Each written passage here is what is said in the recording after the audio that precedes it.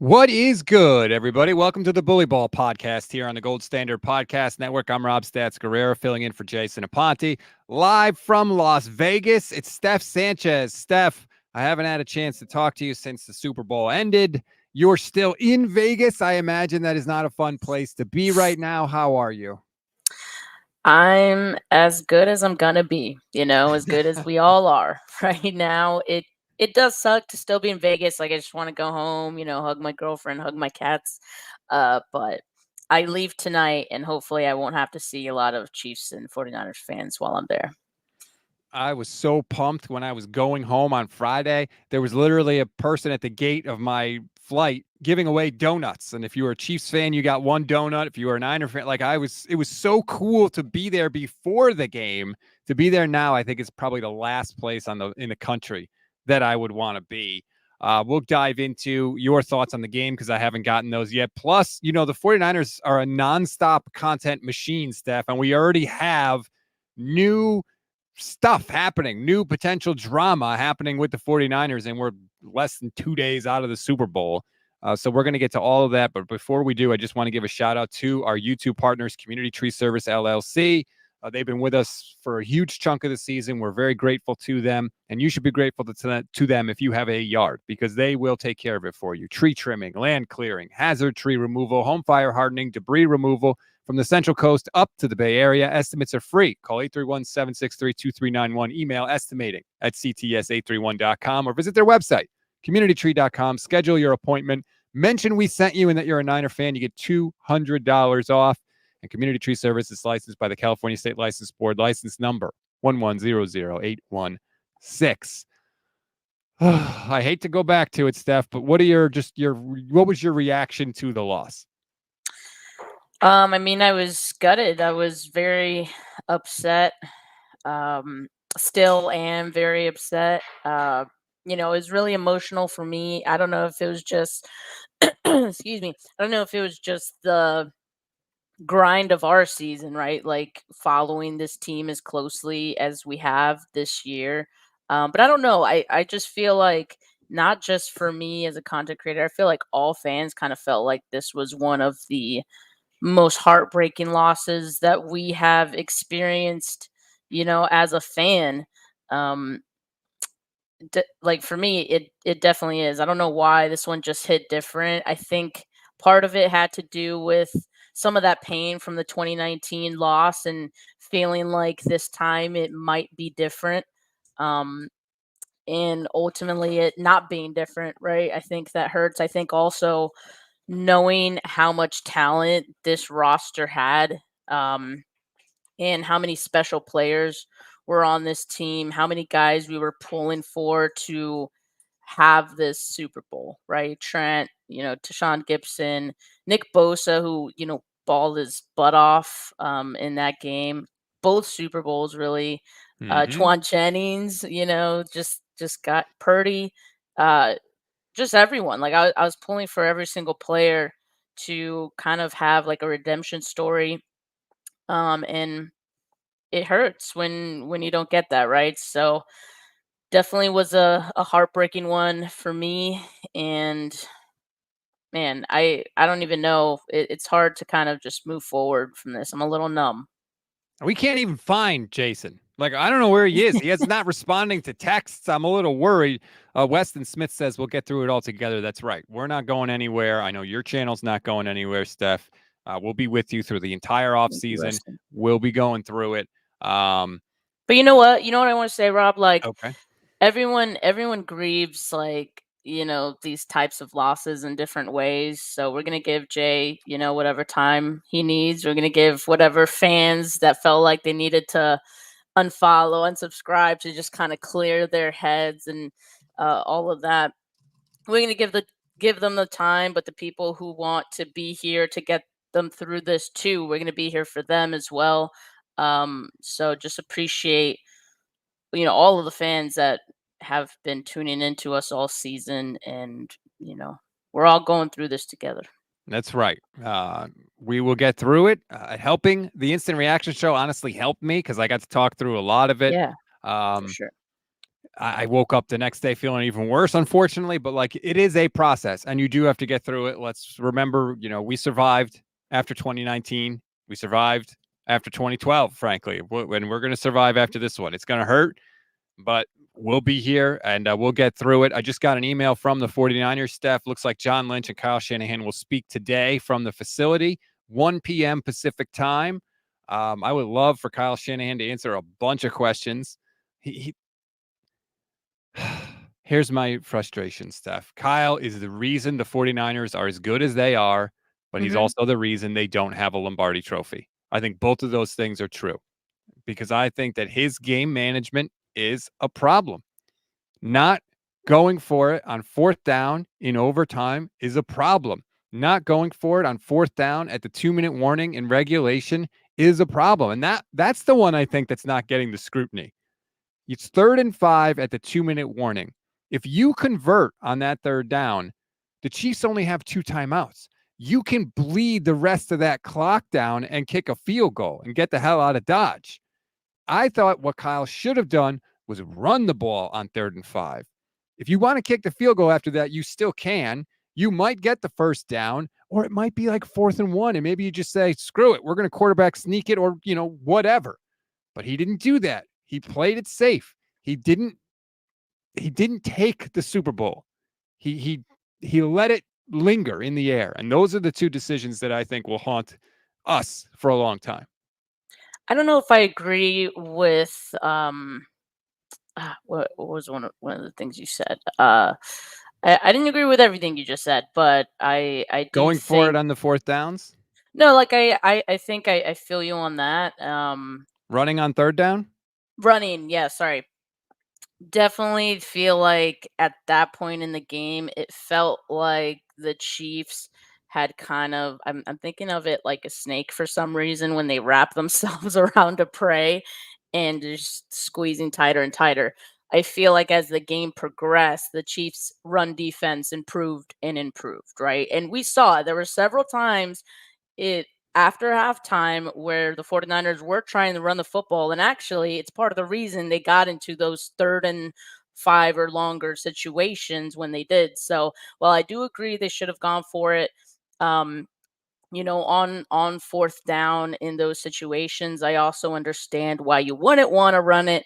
But look, Kyle Shanahan, he's a very smart guy. You know, we know he has a lot of tricks in his bag.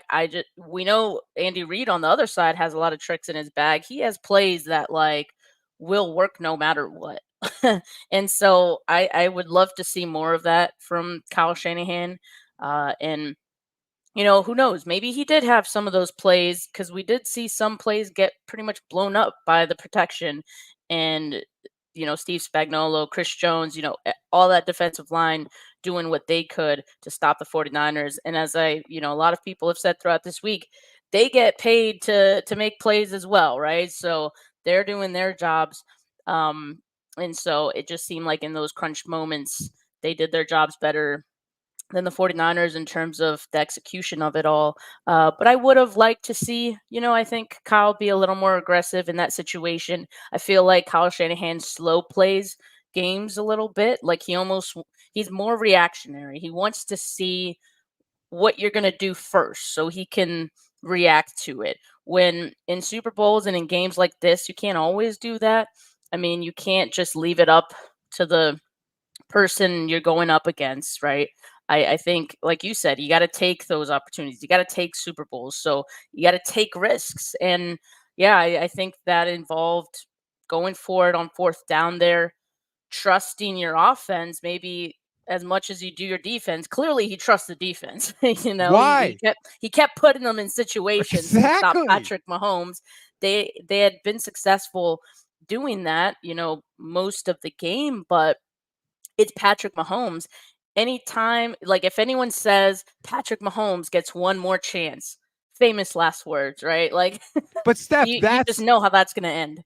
but that exactly. So then why are you're handing that to the Chiefs by taking the ball first in overtime? That's the one situation you would want to avoid if you're the 49ers, right? Is Patrick Mahomes with the ball in his hands where a touchdown wins him the game.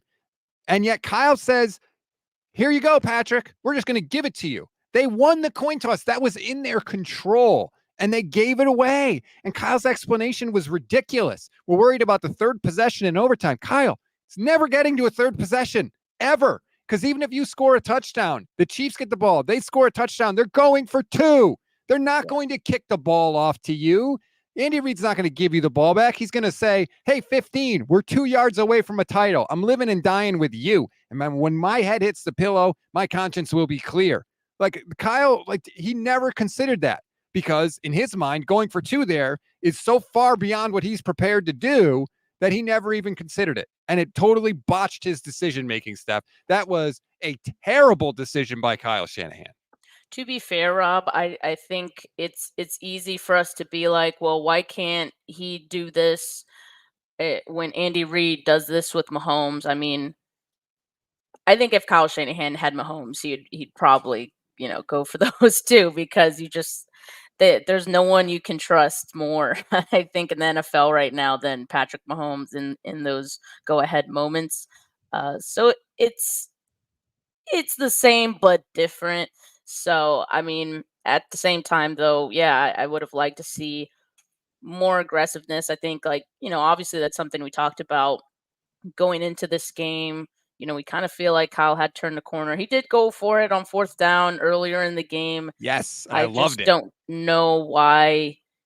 Clearly, like, he wasn't feeling great about the offense's chances to convert at that point in the game like he did earlier. Otherwise, I think he would have done it. But yeah, I mean, there's a lot of questions hanging around right now about, Kyle's decision making, and we've been here before, right? So it's definitely a trend. My thing is, I don't know how much we can expect Kyle to learn from it, right? Like that's the thing that it seems like he's a bit of a he's a little stubborn, when it comes to these things. I do feel like there were some plays that he called that were there and they just simply were not executed, right? So I'm sure for him that's a little frustrating as well. But as the head coach, you're responsible for the execution as well, right? You had 2 weeks to prepare this team for this moment, and it sucks because after these losses, we hear about how detail oriented this Chiefs team is, right? And then it's easy to point back to Kyle and be like, "Well, they're doing all this, Kyle. What are you doing?" kind of thing. So it just doesn't feel like Kyle's in that same level of detail. And of course, Andy Reid has been through all of the stuff Kyle Shanahan is going through right now before. He's learned from it. It's taken several years for him to get to this point, and it's also taken him having Patrick Mahomes to get him to this point, right? So Kyle Shanahan isn't there yet. We just got to hope at some point he will be, right? But I don't know. I need to see, I guess, more acknowledgement from Kyle. I get it's hard. It's hard. Like in the moment to admit like you're wrong when you're so heartbroken about the loss. It's got to be difficult. But very curious to see what he says today in the presser. Yeah, and again, they'll speak at 1 p.m. Pacific time today. I don't even need him to acknowledge it publicly. Yeah, that'd be nice. I need him to change on Sundays. Like, I don't Yeah. care if he ever says I was wrong. Like, he went for it. It was 12. I think there was like 12 minutes left in the game. It was 4th and 2. He could have kicked the field goal to tie the game, and instead he went for it on fourth down. You had faith. You got the ball to one of your all-pros on offense, and Kittle did an all-pro thing at the all-pro time. He converted. 2 plays later, they go down and get a touchdown, and they take the lead in the Super Bowl. And I was like, yes, he gets it. Finally. And it worked out. And that's why I'm so stunned that he didn't do it at the 2-minute warning and he didn't do it in overtime. I don't understand the difference in those situations. He said after the game, well, we went for it because we were playing Patrick Mahomes and, he's going to score. So we wanted to keep going. Yes. So what was different about the other 2%? The stakes got bigger, Steph, and he got scared. I really think he coaches in his fears, and that's holding him back. It's a weird thing, but by trying to avoid the worst case scenario, he never achieves the best case scenario. And it's so frustrating because he's so good at so many different aspects of that job. But the game management thing, he's not good at it. And it's fixable. He can fix this, right? He can change. That's another part that makes it so frustrating. Is this not like, well, it's not like trying to make Brock Purdy 6 inches taller. There's nothing we can do about that. Kyle can change. This can be fixed. And unfortunately, I don't think it will be. Yeah, I mean, I think I don't know. I think when I play games and I'm just trying to draw like the best comparison I can to like, playing a game and you're playing against someone in any kind of thing. I'm not talking about sports here because I'm clearly not athletic, but I just mean like if I'm playing again a game against someone and we're playing a lot of rounds, and sorry, the dog in the background. Um, I think if what I'm doing the first couple of times that I've lost is not working, I'm gonna try to change my approach somehow and see if that works, right? And like you say, I don't think Kyle's really gonna get over that hump until he tries something different, until he tries something new and just sees if that works. And he's had front row seats to the biggest lessons of all time in multiple Super Bowls, right? You would think if anything was going to teach him a lesson, it would be things learned during the biggest games of the season. And yet, uh, he's not. I don't think he's going to change, unfortunately. It's very, very frustrating. Rick Diaz says, can I give you thanks, Rob and Steph, for reporting the 49ers the whole season? Thank you very much. Keep going, doing the good work. I would like to hear from both of us each day as possible. Go 49ers. Don't worry. We are not going anywhere. Have you heard back about the combine, Steph? I know you're trying to get credentialed for the combine. I have not yet, so I'll keep you posted on that. I'm really trying to go. It's the end of this month, so Mm-hmm. uh yeah, still waiting though. Well, keep us posted because if you're going, I'm trying to get you an interview with either Nick Bosa, who actually Bosa probably won't be there, but I want to get you an interview with John Lynch. If you're going, I'm going to try and get you a sit down, face to face John Lynch interview because I think you've earned it and I think it would be damn good. So hopefully we can make that happen. James Welsh, thank you for the super chat. Andy almost certainly never gets where he is without Patrick Mahomes. Whether we like it or not, Kyle will likely need a better quarterback than he's got to get there, too. I do think that Mahomes certainly makes every coach look better. He can solve a lot of coaching issues. But even with all that stuff, even with all of that stuff, and even with some fluke things that went against the 49ers that are totally out of Kyle Shanahan's control, like the Chiefs recovering 6 of the 7 fumbles in the game, they still should have won it if Kyle had made the right decisions. And that will stick with me forever. Yeah, I mean, look, there were a lot of points in this game that I think were opportunities for the 49ers. They had several opportunities, and that's why I say like, yes, Kyle Shanahan, did make some, you know, questionable decisions late in the game, but I don't even think it should have come to the end of the game. Yeah. There were so many execution issues even before that. I mean, Christian McCaffrey fumbling in what was probably the 49ers best drive of the game. That hurts, right? Because like I said, it was like a snake, wrapping themselves around their prey, the way that the Chiefs defended the run. That was their best chance, the 49ers' best chance to move down the football, get that run game going. Who knows what would have happened had the 49ers scored there? I mean, I don't even know if we really get the same adjustments from the Chiefs had the 49ers scored. So, I mean, yeah, it's sorry. What is It's happening over there? the dog, my cousin left, so her dog is Oh. that's how I was after the game, actually. So just a little sneak peek, I guess. But yeah, so I mean, there were a lot of moments in the game early on that I felt the 49ers just did not capitalize on. The Pacheco fumble as well, where the 49ers couldn't get points off of that. Yep. Man, there's the interception. Couldn't get points off of that either. And that was after halftime. I was totally expecting the Chiefs to come out of halftime and be like this completely different team. Mm-hmm. Like, but they came out of halftime. Patrick Mahomes throws that interception. That was a perfect opportunity for the 49ers to really like put their foots on the Chiefs' necks. And they they couldn't capitalize on that opportunity as big as it was. Yeah, it was brutal. They couldn't even gain a yard after the interception. They went backwards. That was even worse. Jason PDSI says this feels like a loss that divides the team. The coach loses the locker room, and we're back to 2-14 with some college dork at head coach in 3 years.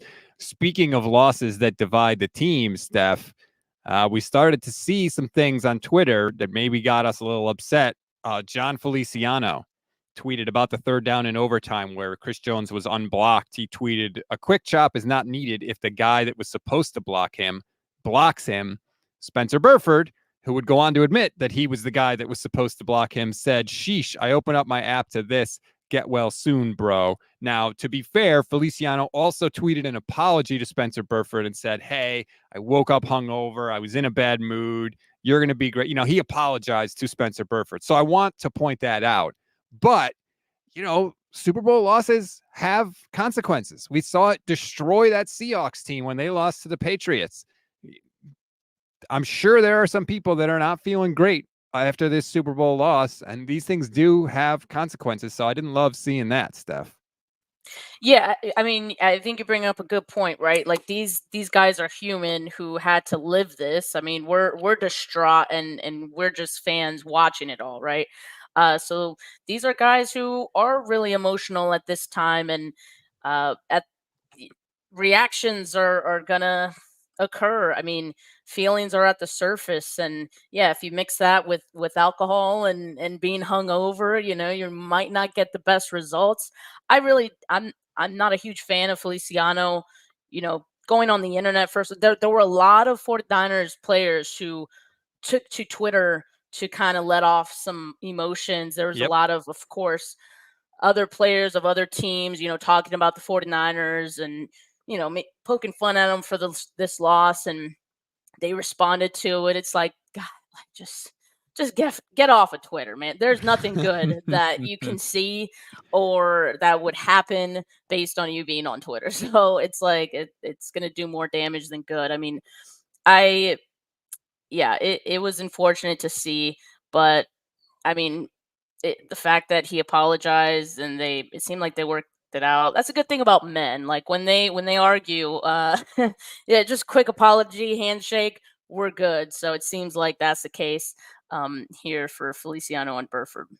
Chris Maldonado says, "I haven't watched anything. I've only listened to the Gold Standard podcast so far since the L. It hurts bad." Honestly, Chris, thank you. By the way, Chris is a YouTube channel member. If you want to be a YouTube channel member, I realize you probably don't want to be a member of anything right now, but if you do, that's less than $3 a month. You can really help support the channels. You get custom emojis, you get membership badges, you get priority comment response. Please consider it. And then there's this, Steph, the Brandon Aiyuk situation. Just going to throw this up here. This is Brandon Aiyuk's Instagram. Don't forget what got you there with the eyes.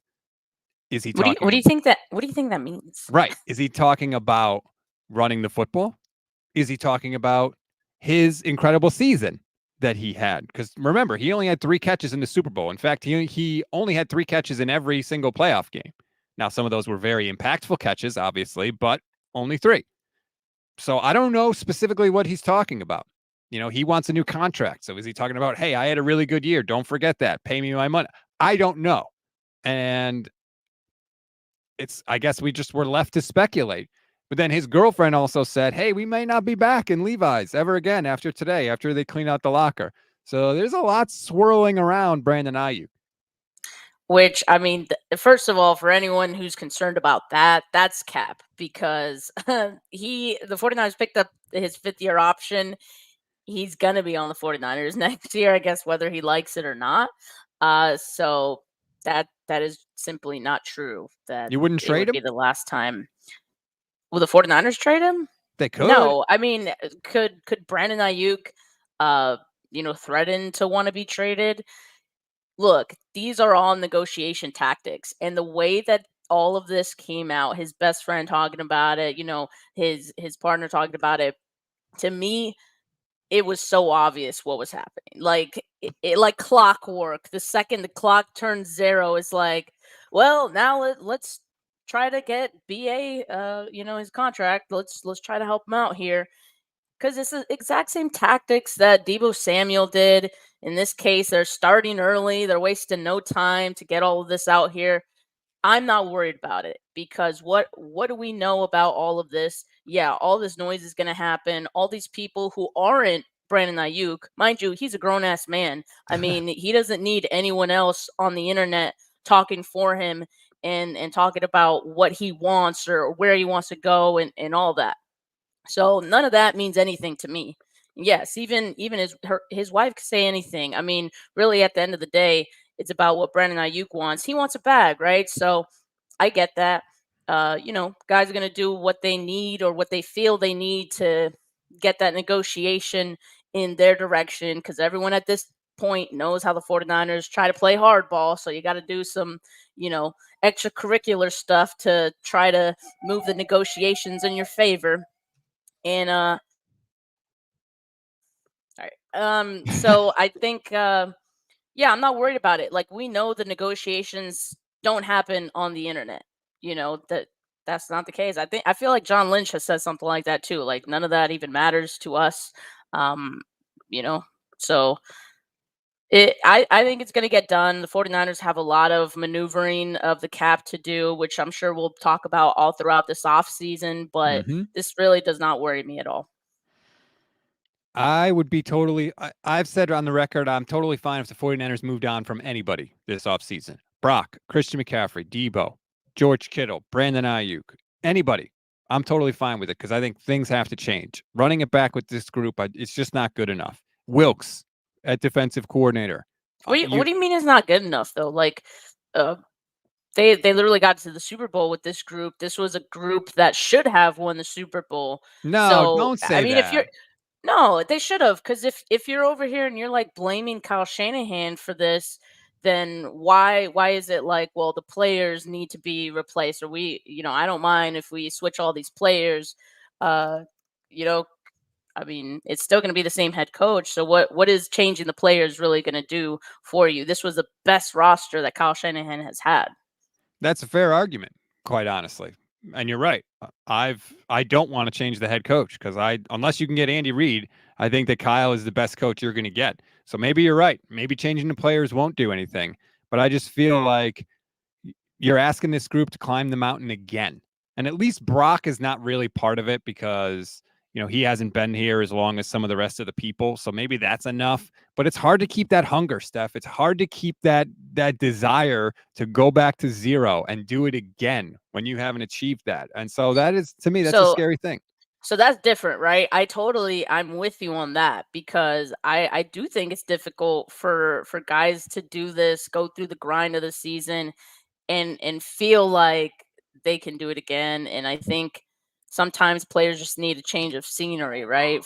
To get that back, right? So Man, I don't know, like there are some people or some animals going through it over there, Steph. it's Carla, just one. It is oh, just okay. one dog. It's puppy, but yeah, Carlos M separation said, anxiety is real. Shanahan said he wished he scored a touchdown and didn't give Kansas City the ball back. I actually didn't see that. Um, if he said that, that's obviously really bad because it proves he didn't know the rule, which you would think your head coach would know the rules of the game he was about to play in the biggest game of his career. There's actually maybe this is the video of it from Grant Cohn. Let me see if I can share this really quick. Yeah, actually, so that I saw that clip. That clip is not from it. That clip. He was talking about the fourth quarter, I believe. He was not talking about overtime. Oh, okay. So, So and we so need, that one is getting misinterpreted, and people are sharing it like this is proof that Kyle Shanahan didn't know the overtime rules. No, that's not the case. Now that doesn't excuse some players not knowing the overtime rules in my book, but that clip that's surfaced and is being shared, that is not about overtime. okay, which I agree, by the way. That's why I wanted him to go for that fourth down at the 2-minute warning because you could have bled the clock out if you got it. But we've already kind of plowed that ground. Chris Maldonado says, seeing my kid's face broke my heart after the game. My son, Steph, as soon as the Chiefs got a first down on the final drive, just went up in his room and closed the door. And it was like, dude, I feel I that. get, I get it, man. It felt inevitable at that point. Brother, really, Kyle? Bob says, Steph, great to see you, baby Bosa. What's up, Stats? We appreciate the super chat. For Life Niner says, if you don't learn from 3 Super Bowl losses, you got to go. It's frustrating that these lessons have not seemed to sunk in yet. Fish and Chip says, before the Super Bowl, didn't Jed give Kyle a pass at a loss? Yes, he did. He absolutely basically brushed off the idea of replacing Kyle. Jed did far too much talking, if you ask me, before the Super Bowl. Brother Bob said, it's not misinterpreted. Listen to the clip. Let me just throw it up really quick here, because I haven't heard any of it, and I would like to hear it because it's been, now that I saw it, it's on my mind. Had another chance. Draw, and again, it went into overtime, but is there anything right now that you feel like was the difference down the stretch? I mean, love to score a touchdown there at the end, not give Pat another chance. Yeah, see, that's not specific enough to know which point he's talking about, because like we said, at the 2-minute warning, he could have scored a touchdown or converted the first down, bled the clock out, and scored a touchdown. So I don't know if specifically he was talking about overtime. I mean, we know for a fact Kyle knew the overtime rules, so I highly doubt he was talking about, the overtime. But yeah, it isn't specific enough, for sure. James Welsh says, Brandon Aiyuk wants to be a true number 1 wide receiver in a different system and a superstar quarterback. This isn't just about a contract. You're wrong if you think there's no chance he's traded. Don't be surprised if he's in Houston. Hell, if I were the Chiefs, I would go try and trade. Like, if I were the Chiefs, I would easily give up a first-round pick for Brandon Aiyuk. Like, you're not going to draft a better wide receiver than Brandon Aiyuk where the Chiefs are going to be picking. I think that if you made the right offer to the 49ers, I think they would accept it, and I think they should. But why does it need to be BA? Like, if I had to choose between a lot of these playmakers, BA would be the one that I would want to keep. Now, is it fair that Brandon Aiyuk wants, to have a bigger role in the offense? Yes, he's an alpha wide receiver. Like, he is a wide receiver 1. And wide receiver 1s around the league get wide receiver 1 targets, right? And that hasn't really happened. Especially in the playoffs, it kind of fell off. So I totally feel like he should want to have that type of role in an offense. But, if it came down to him wanting to get traded, I think the 49ers should be like, look, we'll trade someone else, give you the bag. Money talks. Money talks. Like, this was the exact same conversations we were having with Deebo Samuel. And mind you, Deebo Samuel had literally a historic season when he was coming off of that one and negotiating his contract. So, Debo probably had even more of a right to ask for the type of money he was. But at the same time, Brandon Aiyuk is a wide receiver. Like, he's an X receiver. Whereas, Debo plays more of a role. Debo had a hard time getting open, as a wide receiver on Sunday. He got the clamps put on him pretty good, which is what, a lot of corners that he's argued with this season has kind of talked to him about. But I digress on that one. Brother Bob is back, says, exactly. If he felt that way in the fourth quarter, then go for it and not kick the field goal. The problem is he didn't do that, so he ended up giving Pat another We chance. both agree on that one. We all Yes. agree here on that. Right. Fine. We are united in that. So if you're going to trade Debo, you got to do it post June 1st. Otherwise, you take a massive cap hit. If you do it post June 1st, the cap hit is $6.65 million. So I would agree, if I could choose who to trade, I would pick Debo over Aiyuk, because Aiyuk stays healthy and Aiyuk blocks. And that's, the 49ers need that. I just think the contract situation, because if you have to wait till after June 1st, Steph, then that means it's after the free agency, it's after the draft. So unless you trade Debo for another player, you have to wait a whole year to get the benefit from that. So I just think contractually it's easier to trade Brandon Aiyuk because there's no cap hit whatsoever. I think the Niners owe it to everybody to look into it. I really do. I think if you can get, especially if you can get multiple picks back for BA, that's what the Niners need. They need an injection of youth and cheap players onto this roster. So I think you have to explore it.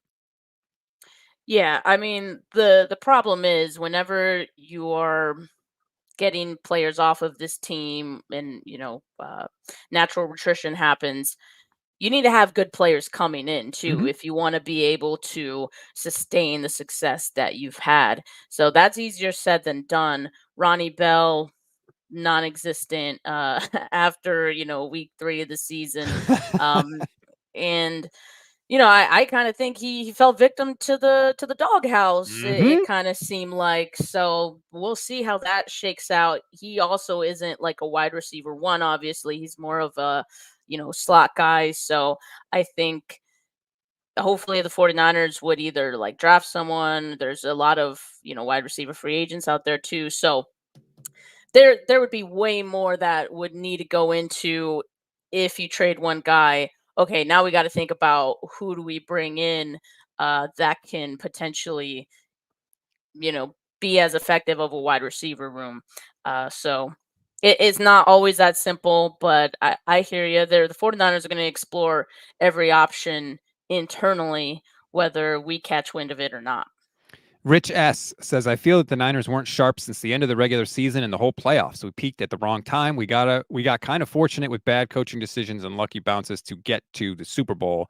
I would agree that they peaked at the wrong time, Steph. And look, you can't control that. I mean, obviously every team wants to be playing their best in the playoffs, but clearly the 49ers' best was the Dallas game and the Philadelphia game. And we kept waiting for them to get back to that, and they just never did. And Kyle Shanahan even talked about that going into this one, right? Like he didn't feel like they've played their best game yet. And really the closest was, those 2 games. So yeah, it definitely feels like they left a lot out there. And really couldn't quite reel it all together for one game, which is unfortunate. But again, like I do think that comes down to the coaching. As far as like a specific thing to blame, I can't really say because I don't know what Kyle Shanahan does in meetings or like it's kind of hard. But at the same time, like he's the head coach, so those things, do fall on him. It seems like motivation is a weird problem for this team. We know one thing. They had the Dallas game circled on the calendar and they had the Eagles game circled on the calendar, and they destroyed those teams. They absolutely physically dominated those teams. And then they weren't as focused. Nick Bosa said it. We were smelling ourselves after that one. We thought we were the team we needed to be. Fred Warner said, oh, we learned our lesson, right? We're going to take it one game at a time. And yet here we are in the NFC Championship game. And what are we talking about again? Effort, motivation. It wasn't there in the NFC title game, Steph. And then all of a sudden the Super Bowl happens. And what do we say? Boy, the defensive line looks like they're playing really, really hard. Like, I put that on the coaching staff, everybody, not just Kyle. I put it on Chris Kasarik because his unit specifically has been called out. I put it on Wilkes because his defense was called out. It's the coach's job to get this team motivated and ready to play. And for a lot of games this season, they weren't. When it comes to effort, who specifically do you think didn't show effort on Sunday? I On didn't have Sunday, they did. But like in the NFC okay. Championship game, Yeah. they weren't. Chase Young wasn't. The defensive yeah. linemen weren't. Like, they just weren't. You saw the difference in how the defense came out. The Yes, defense came out in the Super absolutely. Bowl and looked awesome early Okay. in Yeah, that. I thought you were talking about Sunday. That's why I was like, no, I Oh, didn't yeah. have an issue with effort on Sunday. I think, yeah, it did show that clearly that again they left some meat on the bone in previous weeks, right? So, uh, but what's difficult about that? Like that some players can put their all in and still not get the win. Like to your point about effort, that's part of it right there. It's hard to stay motivated when you try as hard as you did and you put the 100% in and you still can't get the win. So, yeah, I mean that's part of what I think is going to be difficult and the greater challenge in my book as far as how this team is going to move forward. We talk about, the free agent, the contract stuff. Sure, like the 49ers have kind of had to maneuver through that before. I understand this time it's a little more extreme, but in Mhm. my book, like the biggest challenge going into next season is going to be getting over the hump of getting back into that drive. It's so difficult, and Nick Bosa even talked about it, how hard it is to climb the mountain and not get it done, right? And have to do it again next year. Like that's hard emotionally, right? And so that's just human nature. But something that Kyle Shanahan and this coaching staff is really going to have to wrangle the guys to get them back in. And the players have to believe what you're selling. And it gets harder to believe that when, it doesn't work out the way you've been told it would. So that's going to be the challenge for Kyle Shanahan more than anything going into this year, I think. Oh, and that's why I wouldn't be opposed to them switching some of the players out, right? You get new players in there that haven't heard that message before, and that job becomes a little easier. Now, replacing the skill is not easy to do. Brother Bob is really on this, Steph. He says, if Kyle knew the rule, why didn't his players know it? Why did he decide to take the ball first in overtime? Kansas City players said they knew the rule, and they would have gone for 2. First of all, Mecole Hardman caught the game-winning touchdown and didn't know the rule. Patrick Mahomes had to tell him in the end zone that he won the Super Bowl. So, let's not act like every single player on the Chiefs knew the rule and every single player on the 49ers didn't know the rule. Armstead said he didn't know the rule. Juszczyk said he didn't know the rule. It doesn't mean every single player on the 49ers didn't know the rule. So, let's, I feel like that's a narrative that's getting out of control now, that none of the 49ers knew the rule and everybody on the Chiefs knew the rule. No, there's a lot of people in that locker room. I guarantee you not everybody was on the same page. Yeah, in 95.7, The Game put out a tweet that said, Kyle Shanahan did not know the overtime rules. Yeah, Kyle knew. And he also knew what he was doing when he decided to take the ball first. Now, was it the right decision? That definitely can be argued because Kyle Shanahan said he was playing for the third possession. Well, you don't really know if you're going to get that third possession. That is kind of part of the problem, right? Right. But he knew what he was doing. That is what he wanted to do. So clearly, Kyle Shanahan did know the rules. I find it wild that Mecole Hardman didn't know the rules, or maybe in that moment it was like he didn't really know what was going on. But because Chiefs players said like they literally have like a rules advisor, rules person that comes in and for the last 2 weeks was like preparing them for all these different rules and all this. So was Mecole Hardman not in those meetings, or was he just not paying attention? Checking the phone. Checking the phone. I don't really know. So just really interesting. But yeah, of course, that's going to be one of the thing. Anytime there's a Super Bowl loss, there's going to be one thing that someone fixates on, or a couple things that people fixate on. And unfortunately for Kyle, it is this overtime thing. But really, I'm standing pat with that. The 49ers shouldn't have even let this game go to overtime, right? The moment it went to overtime, this game was over in my book, right? So I don't even care what happened at overtime. What needed to happen was the 49ers taking the Super Bowl before it even got there. When you need to beat the best quarterback on the planet, you can't get into a situation where it's potentially a shootout, where it's one-on-one. You got to get up, and you got to get up by enough that makes it impossible for them to come back. We just saw this with Tom Brady. You have to enact the Brady protocols when you're facing Patrick Mahomes. Like, we have seen how to defend this. The only thing that stops Tom Brady, the only thing that stops Patrick Mahomes are the rules of the game, Steph. The fact that it's illegal for Patrick Mahomes to be on the field when your offense has the ball, and in overtime, if you take the ball second, you could score a touchdown, get a 2-point conversion, and Patrick Mahomes can't do anything to stop you. And you have to play to those strengths because those are the real only advantages that you have. You're muted, I think. Yeah, my bad. Yes, it wasn't me this time. Yeah, I agree with all those things. I also, like I said, there's just a lot of, there isn't just one single thing we can point to this time, and that's why for me, maybe that's why it hurts more. This was a team loss, and there isn't a Jimmy Garoppolo you can blame. There isn't he abandoned the run you can blame, although some people are still sticking with that one. And so I think there's a lot of things that went wrong before the end, which is why it came down to the end, and 49ers have to make sure that doesn't happen. It's kind of interesting because I feel like the Chiefs almost want to see what you try to do first and they react to it after 2, but for them it works out because they can come back. Like they're just they've been that kind of team. Whereas like 49ers against this team needed to, start hot, put points up on the board, and then keep it that way and continue to score and, keep the game from being too close. So I'm like, if these two teams played in the future, like there's obvious things you can do differently, but at the same time, it's like when it comes to the chess match of it all, I don't know. It just feels like Andy Reid, Mahomes is just so hard to stop. A lot of people are like, it just feels like we're the victims of the next big thing in sports. Like Patrick Mahomes is on his way to having a better Super Bowl record, than Tom Brady and smashing a lot of his records, right? So we are the victims along the way, and we've been victims twice now. And if the 49ers want to be able to beat that, like, you got to be perfect. Yeah, you got to be perfect, and they that's weren't. tough.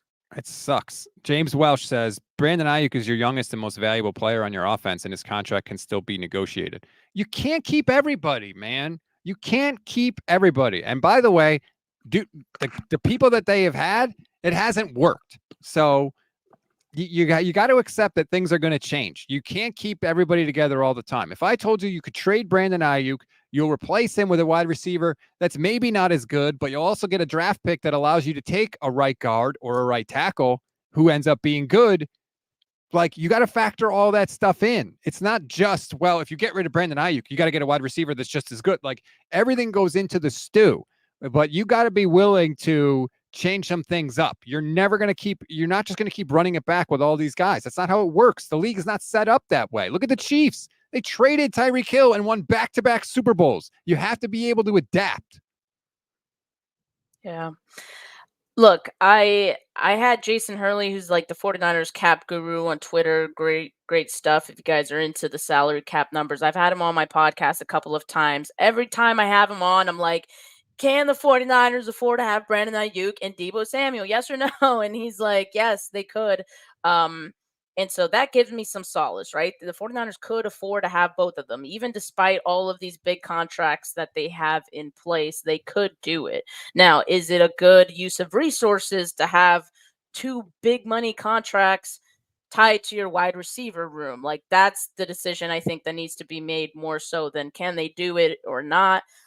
Yes, they could do it. Would they want to? That's another question. So that remains to be seen. If they decide to do that, there's probably another position that they're going to have to, take money from, right? And I think what we're thinking right now is the one position the 49ers need to put a lot more money into is the offensive line. Rob, can we talk about that for a second? Because that is one of the biggest issues. The right side of the 49ers offensive line, to me, is a huge issue. Never mind John Feliciano and Spencer Burford fighting on Twitter. Let's talk about the real issue there is the fact that the 49ers need to upgrade that side of their line. And what I worry is that I don't know if Kyle Shanahan feels that way. Like, I really hope, seeing how it all plays out, he kind of realizes that, or someone realizes that. But that's one of the single most important things they need to address this offseason. Completely agree. That's why they have so much trouble coming back, because their offensive line in straight drop back pass situations is not good enough to hold up. It's not.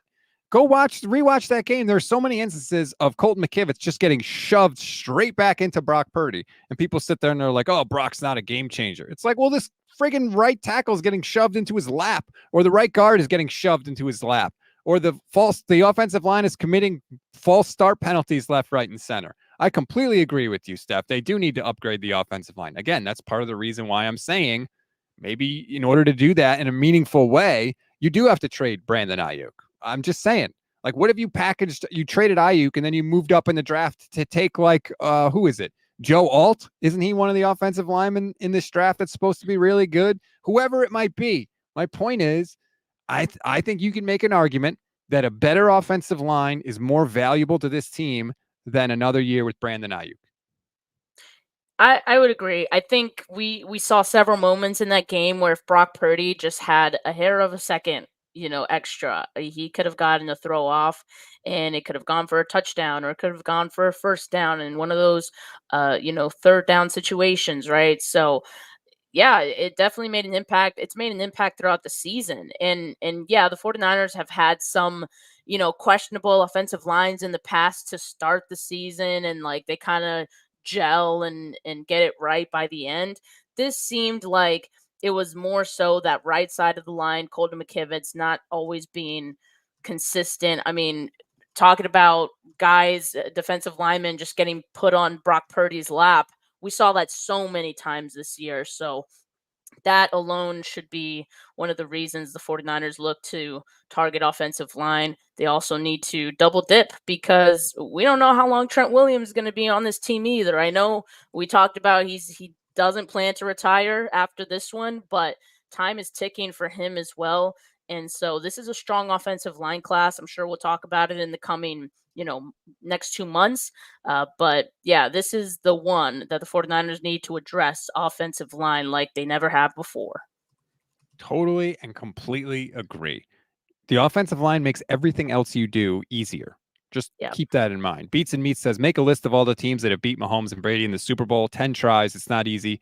You just hope that they don't get there. No, build a team that's good enough to beat them. Brady lost twice in the Super Bowl. Mahomes has lost once in the Super Bowl. Like, it's not, I know we always joke about like, it feels like they're inevitable, and maybe it feels like that, but they're not. 49ers easily could have won that game if they changed things that were totally in their control. So let's not act like there's nothing we can do. You can't just what are you hoping, that Mahomes doesn't get there, but Josh Allen does, or Lamar Jackson does, or Joe Burrow does? Like, the other options outside of Mahomes aren't good either. You just have to build the best team possible. Let's bang through some of these super chats, Steph. Carlos M says, I trade Brandon Aiyuk for Devontae Adams. I don't think the Raiders would do that trade. Just throwing that out there. Gammon Brown, we appreciate you, Gammon, says, how fractured is this team's mental? Vets' health is going to be a problem next year. O&D philosophy needs to be updated for thank you. The mental part of it we talked about, Steph. It's a clear hurdle that has to be overcome. And the health is a real thing too, right? McCaffrey stayed healthy this year. Bosa stayed healthy. Warner stayed healthy. Debo, for the most part, was relatively healthy for him this year. Even Trent Williams, he missed a little time, but I think health-wise, this was objectively the healthiest the 49ers have ever been under Kyle Shanahan. Yeah, definitely. And definitely going into the Super Bowl, they were really healthy, and you can't really ask for anything better than that. The problem is they suffered a pretty significant injury in the Super Bowl, and that is Dre Greenlaw. That's going to hurt going into next season. It sucks that it had to happen in February. That one's going to linger on into next season. So 49ers have to have, some solution for that as well. Hey, Aziz is a free agent. I don't know. Maybe maybe bring him back. But yeah, the 49ers, again, going to have to make some decisions around a lot of these guys. Again, this was a great roster. Injuries were on your side for much of it. Luck was on your side for much of it. This felt like the best chance to do it, right? Just couldn't get it done. Brother Bob says, college coaches and players know the same rule. Kyle wears too many hats: GM, head coach, offensive coordinator, and drunk kid. And he says, team with the better talent lost the Super Bowl. Why? Outcoached again. It's all part of it. Brother Bob says, great thing Kyle refused to even scout Mahomes. That's part of it too, Steph. This is the second Super Bowl they lost to Patrick Mahomes, to a guy that they should have had. And they didn't even check to see if he might be a generational quarterback. That goes on Kyle's tombstone forever. Forever. It goes on the tombstone of like 31 other teams. I mean, yeah, to put it all on Kyle Shanahan for not drafting him is crazy. No, it's not. He didn't scout him and make a mistake in scouting. I'm just saying, it's not just like Kyle's not the only guy that passed on Patrick Mahomes. Just like he's the only guy that didn't scout him. That and that's baloney too, because there's no way that there weren't scouts on the 49ers that didn't scout him. They get reports on all the players and all that. Now, if Kyle Shanahan and John Lynch didn't want to, they were set on not taking a quarterback, then yeah, that's the end of the conversation. But I'm sure like they did have a Patrick Mahomes report that they went through, just like they do all the other players. It's not like he completely ignored Patrick Mahomes as a prospect, but yeah, Kyle said, I didn't look into him obviously as much as I should have. We definitely looked into him, studied all his tape, was just a freak, could make every throw, had the ability to do anything. Why wouldn't you look into him as much as you should have? It's almost like every other team in the NFL had the same exact tape and also didn't make that decision. Like, yes, in hindsight, we can all like look at what Patrick Mahomes is now and be like, wow, like why didn't anyone think to draft him? Just like a bunch of people are looking at Brock Purdy too, last pick in the draft, and all those teams didn't think to draft him either. Like, of course, there were things that Patrick Mahomes maybe was in college that teams didn't like him for because scouting is flawed to some extent. But I mean, hindsight, of course, we're all going to think those things. I mean, every team had the opportunity to draft Patrick Mahomes and didn't. And Mr. J, I am not defending him. I'm just saying, like, why is that relevant today in 2024? Like, because they lost two happened, Super Bowls to him. It happened years ago, and yeah, no, I totally understand that, but I mean, maybe shouldn't have traded for traded for Jimmy Garoppolo, because then 49ers probably would have had Kirk Cousins and could have been a different story then too. I think I'm surprised that you're letting Kyle off the hook for the Mahomes thing. I don't think it's as simple as, well, they scouted him and they didn't think he was good enough. When Kyle says, it's not that I'm letting him off the hook. I'm just tired of hearing about it because at this point, like so much has happened in between then and the 49ers have had so many good teams, so many chances to get over this hump. And to me, this team was better than that Patrick Mahomes Chiefs team all season. And even in that, like on paper, better team far and away. So Kyle Shanahan deserves more blame for that game and how it wasn't executed correctly, more so than like what happened like 2 years ago or however many years that was. Like, I'm just tired of hearing about it.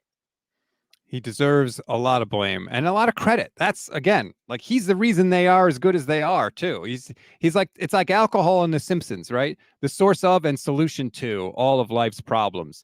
James Welsh says, you're having trouble reading my chats. This was in addition to my earlier comment. That's why you can trade Aiyuk. He's young and most valuable. No one else on the offense will garner a first-round pick. I apologize, James. Didn't mean to misrepresent your position. For King Crazy, YouTube channel member, says, hurting bad. This is the first time since the game is over that I've watched or read anything Super Bowl related. We had our chances and blew it. We will go again. Nick Ellert says, Niners love 2 first-round picks. Aiyuk for a future row left tackle, long-term, more valuable, then they can get into the top 15. Yeah, like if you can put a package together, those are all the questions that they have to ask themselves, because nothing is made, no decision is made in a vacuum when it comes to the roster. Everything affects everything else. And they're going to have to decide that as we go forward. Brother, really, Kyle Bob says, don't care about other teams passing on Patrick Mahomes. You do have to bring that up. It's not like the Niners are the only one. The Bears are still kicking themselves over that. James Welsh says, sorry, but the team's not looking into Purdy is not the same as not looking into Patrick Mahomes. I don't even think Brock Purdy is a real franchise quarterback. You know, I saw a tweet before the game, Steph, that said, I'm not saying it's the same. I'm not saying it's the same. Obviously, Brock Purdy is not Patrick Mahomes. I'm just saying, like, in hindsight, everyone looks at what players become after we have all this information of how good X player is.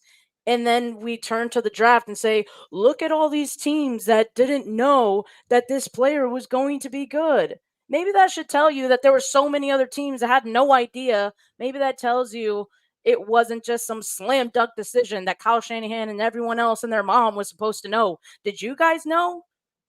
Exactly. So it's just crazy to me why we're still lingering on that as much as we are.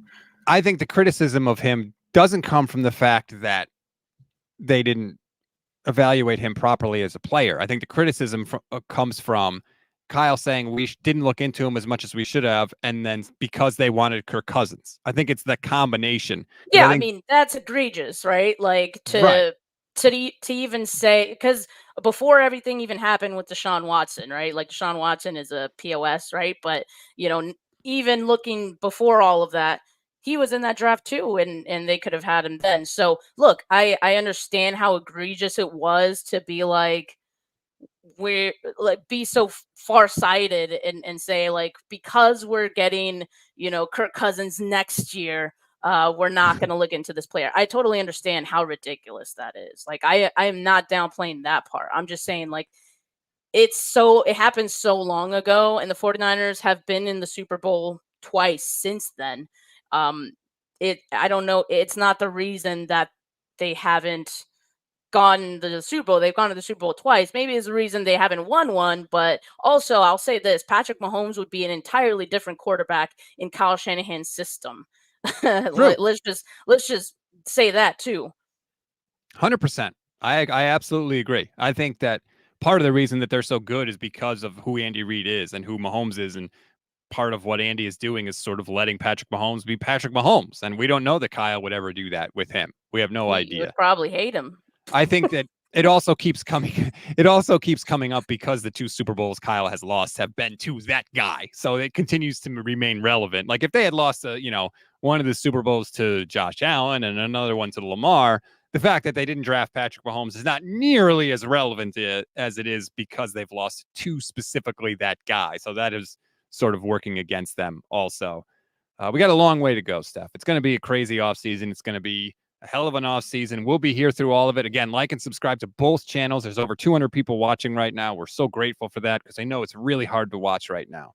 I get it. Like I know that it's painful. And the last thing we want to do is cause you pain, but we can help you get through it, and we will help you get through it, starting with the Shanahan and Lynch press conference today, 1 p.m. Pacific time. One last one from Brother Bob says, love you, Steph, but Kyle can't beat Mahomes equals curse. There's no curses. Curses are not real, people. Come on. You don't buy into that, do you, Steph? Yes and no. If it becomes really extreme where it's like 50 years of like, drought, like those types of curses, it's like you kind of got to believe them at that point. But no, there's no curse for the 49ers. The only curse is that, Kyle Shanahan hasn't figured out how to manage the end of games quite well, but that's in his control. Right. And curses end, right? The Red Sox were cursed until they won the World Series. The Cubs were cursed, and then they won the World Series. Like, if curses were real, why would they ever end? That would be my argument. But anyway, thanks to everybody again. Like and subscribe. We appreciate it. We appreciate all the love and support. We'll be here with you every day in the off season. So stick with us. Go Niners, and we'll talk to you soon.